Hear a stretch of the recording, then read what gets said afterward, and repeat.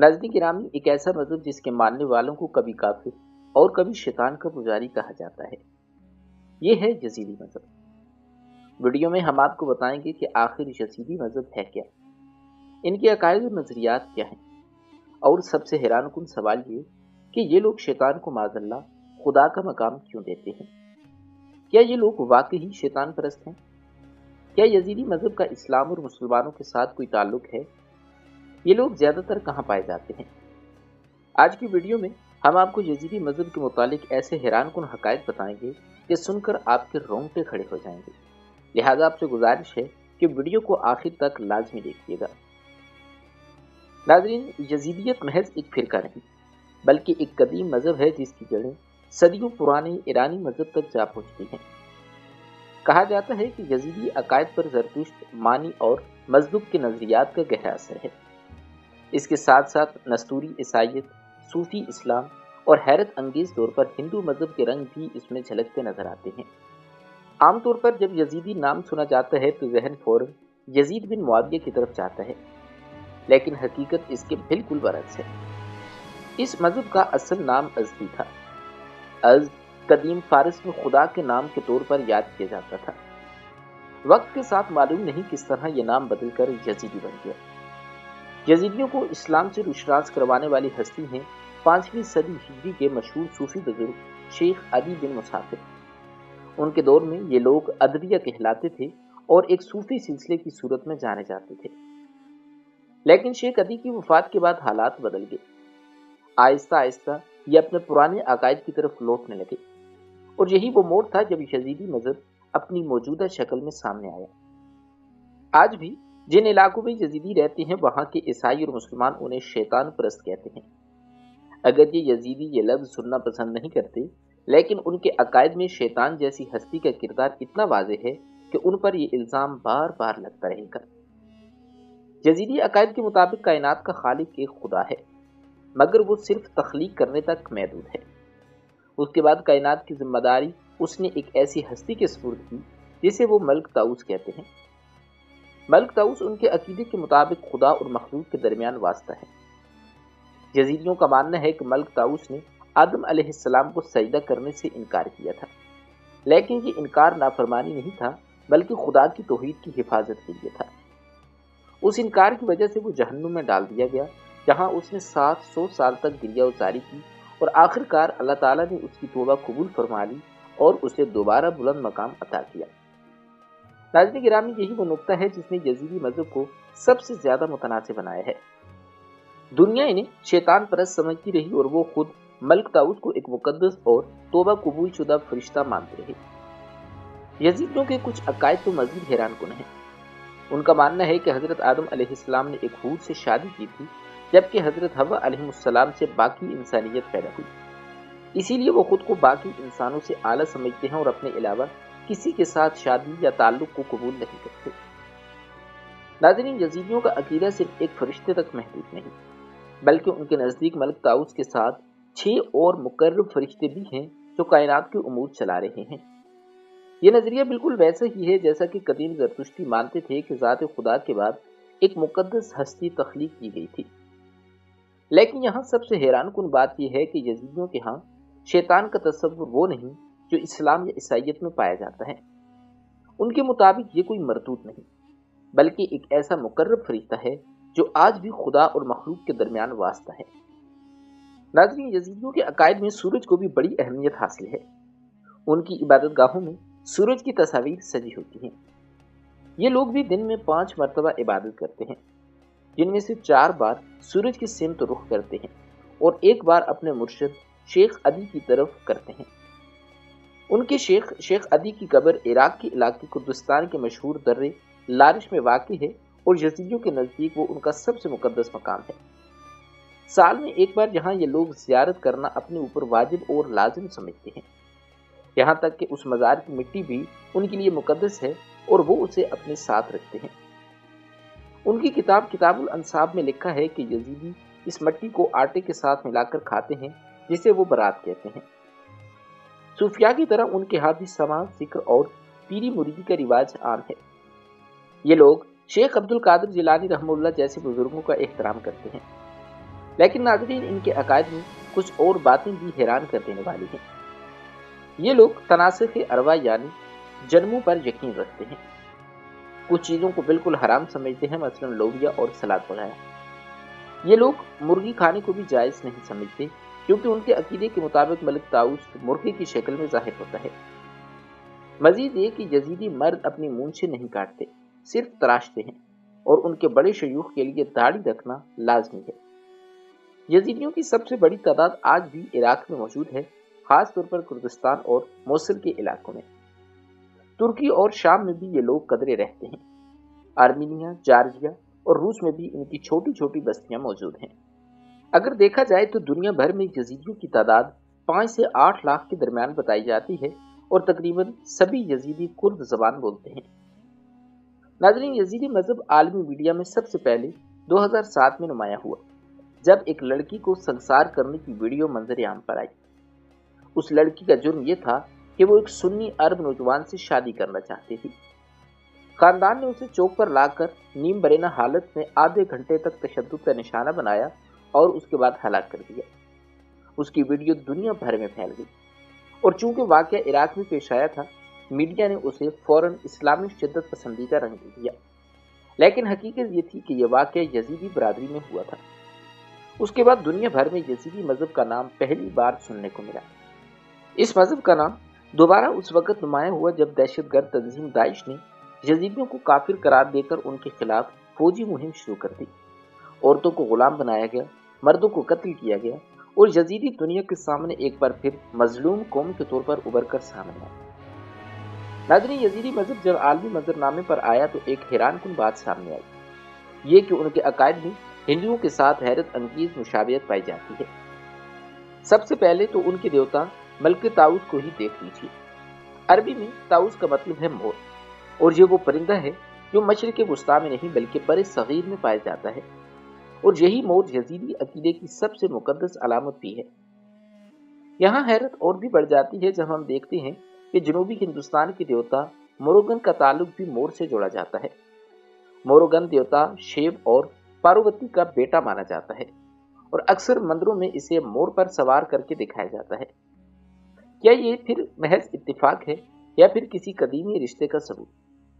مزید دلچسپ بات یہ ہے کہ موروگن کا تعلق سانپوں سے بھی بتایا جاتا ہے، اور بالکل یہی علامت ہمیں عراقی کردستان کے علاقے لالش میں یزیدیوں کے مقدس معبد کے دروازے پر نظر آتی ہے، جہاں ایک سانپ کی شبیہ کندہ ہے۔ ناظرین گرامی، یہی نہیں، یزیدی خواتین عبادت کے دوران آگ کی آرتیاں بھی اٹھاتی ہیں، بالکل ویسے ہی جیسے ہندو مذہب میں کیا جاتا ہے۔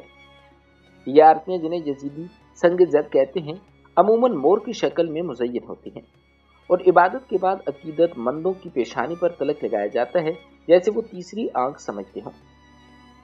سورج کی طرف یہ رخ کر کے عبادت معبد کی مخروطی عمارتیں، حتیٰ کہ یزیدی معبد کی ایک دیوار پر ساڑی پہنے خواتین کی تصاویر، یہ سب کچھ ہندو مذہب کی جھلک دکھاتے ہیں۔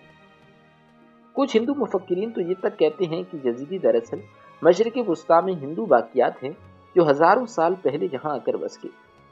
ان کی روایات میں ایک عظیم طوفان کا ذکر ہے جس کے بعد بہت سے یزیدی ہندوستان کی طرف ہجرت کر کے گئے تھے، اور یہ دعویٰ اس لیے بھی ممکن لگتا ہے کہ قدیم بابلی اور آشوری تہذیبوں کے ہندوستان سے گہرے تعلقات نظر آتے ہیں۔ کچھ ماہرین یزیدی مذہب کو قدیم ایرانی مذہب متر ازم سے بھی جوڑتے ہیں، جو زرتشت سے بھی پہلے کا ہے۔ یہ مذہب سورج دیوتا کی پوجا کرتا تھا، اور کہا جاتا ہے کہ یہی آریائی ابتدائی مذہب کی شکل بھی تھی۔ ناظرین، یزیدی مذہب اور اسلام کا تعلق ہمیشہ سے ایک پیچیدہ اور متنازع مسئلہ رہا ہے۔ اسلامی تاریخ میں کبھی انہیں کافر کہا گیا اور کبھی مرتد، لیکن یزیدی خود کو ایک الگ مذہب، الگ قوم اور الگ عقائد رکھنے والا گروہ سمجھتے ہیں۔ ان کے نزدیک عبادت کا مقصد کسی ایک امام یا پیشوا کی اطاعت نہیں، بلکہ روحانی اور ماورائی موجودگیوں کی پیروی ہے۔ یہ شیطان کا نام لینا سخت ممنوع سمجھتے ہیں۔ ان کا عقیدہ ہے کہ شیطان کا ذکر بدروحوں کو بیدار کر دیتا ہے، اس لیے وہ صرف ملک طاؤس کا ذکر کرتے ہیں تاکہ کسی منفی اثر سے بھی بچا جا سکے۔ یزیدی قدرتی عناصر کو مقدس مانتے ہیں، پانی، آگ، زمین اور ہوا۔ ان کے نزدیک یہ سب روحانی طاقت کے سرچشمے ہیں۔ مقدس آگ جلانا ان کے مذہبی رسومات میں شامل ہے۔ اور یزیدیوں کا سب سے منفرد عقیدہ ہے تناسخ ارواح، یعنی روح بار بار نئی جسم میں جنم لیتی ہے جب تک کہ وہ مکمل پاکیزگی حاصل نہ کر لے۔ مرنے والوں کے لیے دعائیں کی جاتی ہیں تاکہ ان کی روح ایک بہتر زندگی میں دوبارہ واپس لوٹ سکے۔ ناظرین، یزیدی مذہب اپنی پراسرار رسومات اور منفرد عقائد کی وجہ سے ہمیشہ توجہ کا مرکز رہا ہے۔ ان کے مذہب میں کچھ ایسے اصول اور روایات ہیں جو بظاہر عجیب لگتی ہیں، لیکن ان کے نزدیک یہ روحانی پاکیزگی کی علامت ہے۔ مثال کے طور پر یزیدی مذہب میں نیلے رنگ کا استعمال سختی سے ممنوع ہے۔ اس پابندی کی اصل وجہ آج تک پوری طرح واضح نہیں، لیکن کہا جاتا ہے کہ یہ کسی قدیم مذہبی واقعے یا ثقافتی عقیدے کی باقیات ہے۔ ناظرین، یزیدی معاشرت میں شادی کے قوانین نہایت سخت ہیں۔ وہ صرف اپنے مذہب کے اندر اور اپنے سماجی طبقے میں ہی شادی کر سکتے ہیں۔ طبقاتی نظام کی خلاف ورزی سخت گناہ سمجھا جاتا ہے۔ یزیدیوں کا سب سے بڑا مذہبی تہوار ہے عید جمی، جو ہر سال لالچ میں 7 دن تک منایا جاتا ہے۔ اس دوران نغمے گائے جاتے ہیں، قربانیاں دی جاتی ہیں اور اجتماعی کھانے کے اہتمام بھی کیے جاتے ہیں۔ قربانی کا گوشت پوری برادری میں بانٹا جاتا ہے تاکہ خدا کے ساتھ تعلق مضبوط ہو اور کمیونٹی میں اتحاد قائم رہے۔ یزیدی مقدس درختوں کے ساتھ کپڑے باندھتے ہیں۔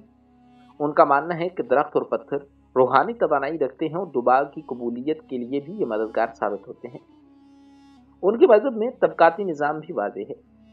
روحانی رہنما شیخ کہلاتے ہیں، تعلیمات دینے والے پیر اور عام پیروکار مرید۔ یزیدی ہر سال دسمبر میں 3 دن کا روزہ رکھتے ہیں، جسے خدا کی خوشنودی کے لیے ضروری مانا جاتا ہے۔ آگ ان کے لیے روشنی اور روحانی پاکیزگی کی علامت ہے۔ لالچ کے مقدس مقام پر آگ ہمیشہ جلتی رہتی ہے، جو ان کے نزدیک روحانی تحفظ کی نشانی ہے۔ یزیدی نیا سال اپریل کی پہلی بدھ کو مناتے ہیں۔ اس موقع پر سرخ انڈے استعمال کیے جاتے ہیں، جو زرخیزی اور نئی زندگی کی علامت ہے۔ گھروں اور مقدس مقامات کو رنگ برنگے پھولوں سے سجایا جاتا ہے اور نئے سال کی آغاز کی دعائیں کی جاتی ہیں۔ ان کے مذہب کی تعلیمات 2 مقدس کتابوں میں محفوظ ہیں: الجلوہ، جس میں ملک طاؤس کی تاریخ اور یزیدی عقائد شامل ہیں، اور مشافر رش، یعنی کالی کتاب، جس میں کائنات کی تخلیق اور قوانین حیات بیان کیے گئے ہیں۔ یہ کتاب صرف مذہبی رہنماؤں کے لیے مخصوص ہے اور وہی ان کی تشریح کر سکتے ہیں۔ یزیدیوں کے ایک بڑے مذہبی رہنما تھے شیخ علی۔ انہوں نے یزیدی مذہب کو منظم کیا، اخلاقی اصول شامل کیے اور اصلاحات کی۔ ان کا مزار آج بھی لالچ میں واقع ہے اور زیارت کے دوران ایک مقدس مقام سمجھا جاتا ہے۔ ناظرین، یزیدی مذہب میں قدرت بڑی مقدس ہے۔ پانی، زمین، ہوا اور آگ، یہ سب خدا کی نعمتیں اور روحانی طاقت کے ذرائع ہیں۔ انہیں نقصان پہنچانا وہ گناہ تصور کرتے ہیں۔ یزیدیوں کے تدفین کے طریقے بھی منفرد ہیں۔ میت کو کفن میں لپیٹ کر مشرق کی سمت دفن کیا جاتا ہے تاکہ سورج کی روشنی روحانی راستہ دکھا سکے۔